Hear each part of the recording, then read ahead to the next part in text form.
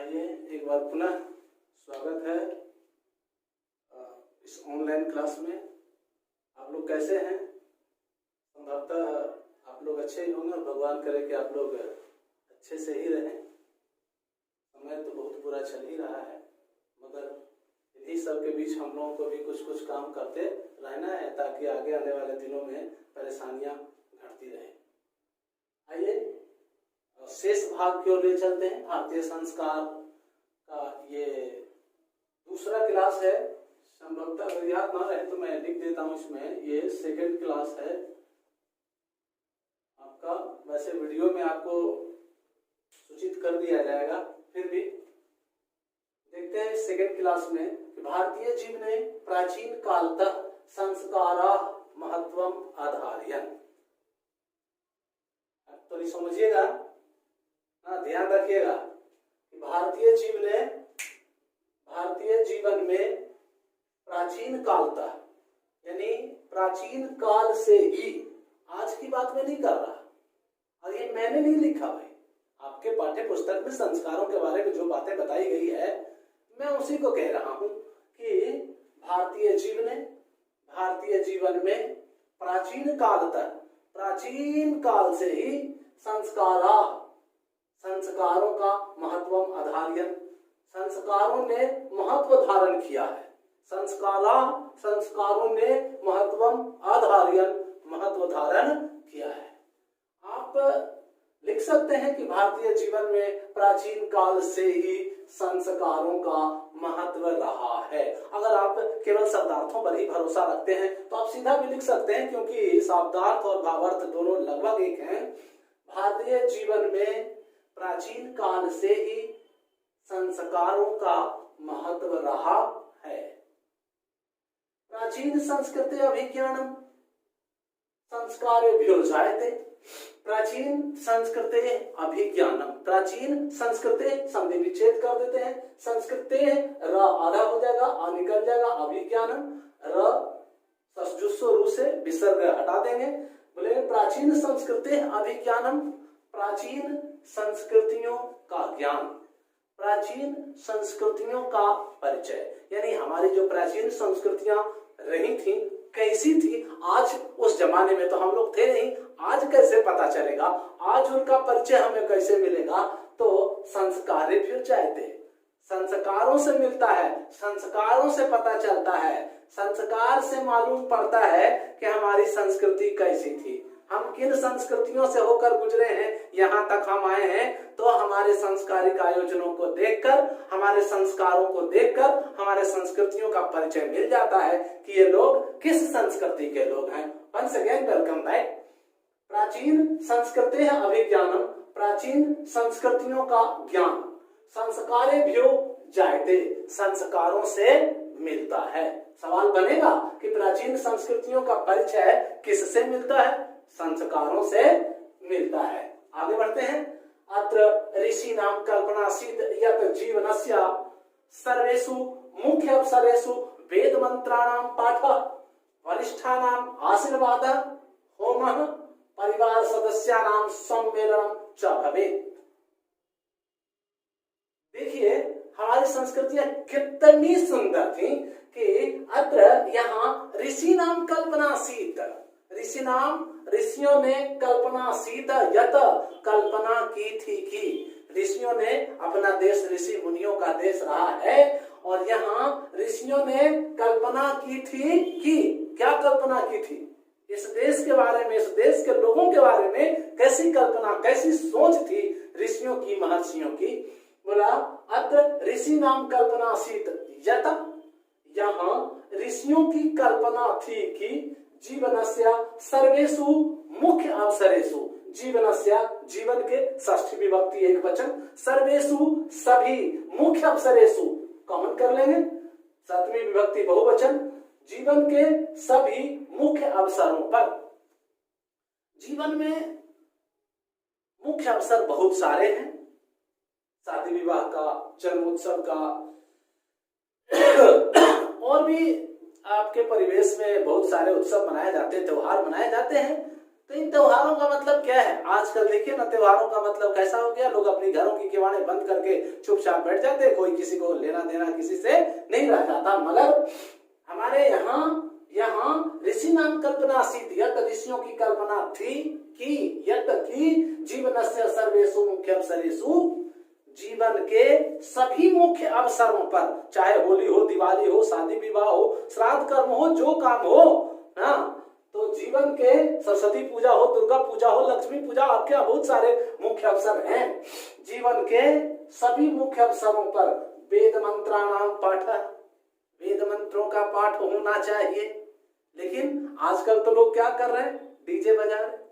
आप समझ रहे हैं ना, वेद मंत्रों का पाठ तो खैर आप लोगों को तो पसंद नहीं आता, हाँ, डीजे बज जाए बस उनके धुनों पर थिरकना शुरू कर देंगे। मगर यहाँ ऋषियों की कल्पना थी कि जीवन के सभी मुख्य अवसरों पर वेद मंत्राणाम पाठ, वेद मंत्रों का पाठ होना चाहिए। रक्ताम भोजराभिरामनयनम पीताम्बरालंकृतम, इस तरह, हाँ, तो वेद मंत्रों का पाठ, वरिष्ठानाम आशीर्वाद, वरिष्ठों का आशीर्वाद, बुजुर्गों से आशीर्वाद लेना चाहिए, बुजुर्गों से आशीर्वाद मिले ऐसा कार्य करना चाहिए, बुजुर्गों से आशीर्वाद लेने की प्रक्रिया होनी चाहिए। मगर आजकल के बच्चों का हाल देखिए क्या है, हाँ, अब चरण स्पर्श कहाँ करेंगे, और कोरोना काल में तो खैर करना भी नहीं ना, हाथ मिलाना है न गोड़ छूना है।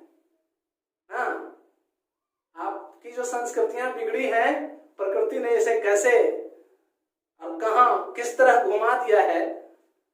तो वो जमाना था कि बुजुर्गों से आशीर्वाद मिल जाते, आज तो प्रणाम करना भी कोई नहीं जानते, हाय पापा, बाय बाय पापा, ये स्थितियां हैं। आप समझ लीजिए, आज तो चरण स्पर्श कहाँ, टेहुना स्पर्श होने लगा है। आप समझिए कि कहां से बुजुर्गों का आशीर्वाद मिलेगा। बुजुर्गों को देखकर लोग साइड पकड़ लेते हैं कि चलो चलो ने बाबा आ रहे हैं, तो ऐसे नहीं होता ना। हमारे यहाँ जो कल्पना थी ऋषियों की, इस देश में मुख्य अवसरों पर लोगों को क्या क्या करना चाहिए, तो वरिष्ठानाम आशीर्वाद, वरिष्ठों का आशीर्वाद, होमा, हवन हो, हवन, पर्यावरण शुद्ध हो। सोच लीजिए आज पर्यावरण बिगड़ चुका है, उसी के वजह से ना इतना जबरदस्त संक्रमण है, कोरोना के नए नए वेरिएंट आ रहे हैं। लीजिए भुगतिए, सारे सांस्कृतिक आयोजन ठप पड़ गए हैं, अब तो कोई सांस्कृतिक आयोजन हो नहीं रहा, हवन के नाम पर केवल विधियां की जा रही कि थोड़ा सा होमात दे दो, ये हो गया है। लेकिन सोच थी कि होम हो, हवन हो, परिवार सदस्यानाम सम्मेलनम च और परिवार के सभी सदस्यों का मिलन हो। एक बड़ा उद्देश्य था कि कोई मुख्य अवसर होता है तो परिवार के सभी लोग मिले, कम से कम उस अवसर के नाम पर तो एक साथ होंगे। नहीं तो आज के इस आर्थिक जमाने में, इस आर्थिक दौर में किसी को किसी से मिलने जुलने की फुर्सत नहीं है, और एक साथ मिलना तो दुर्लभ कार्य ही हो गया है।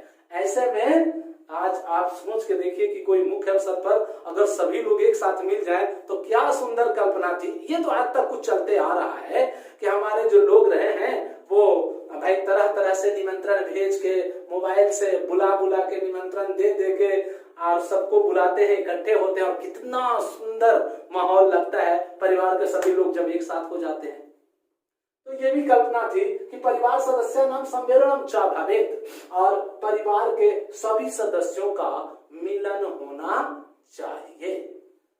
वापस आते हैं स्वागत के साथ। अत्र देखना बच्चों, देखना, अत्र ऋषि नाम कल्पना आसीत्, अत्र यहाँ ऋषियों की कल्पना थी, यत कि जीवनस्य, जीवन के, सर्वेषु मुख्य अवसरेषु, सभी मुख्य अवसरों पर, वेद मंत्राणाम पाठ, वेद मंत्रों का पाठ, वरिष्ठानाम आशीर्वाद, वरिष्ठों का आशीर्वाद, होम, हवन, परिवार सदस्यानाम सम्मेलनम च भवेत्, च यहाँ ले आएंगे, और परिवार के सदस्यों का मिलन होना चाहिए। तो ये सब कैसे होगा, आइए देखते हैं आगे।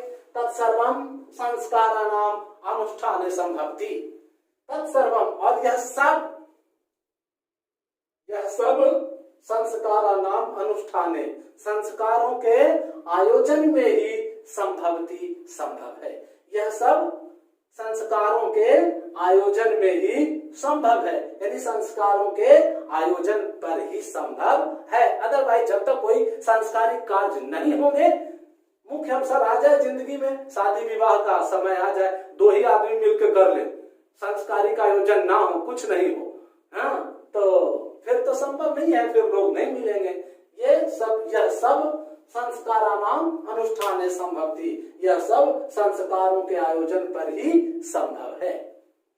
एवं इस प्रकार संस्कारा महत्वम धारयन्ति, इस प्रकार संस्कार महत्वों को धारण करते हैं।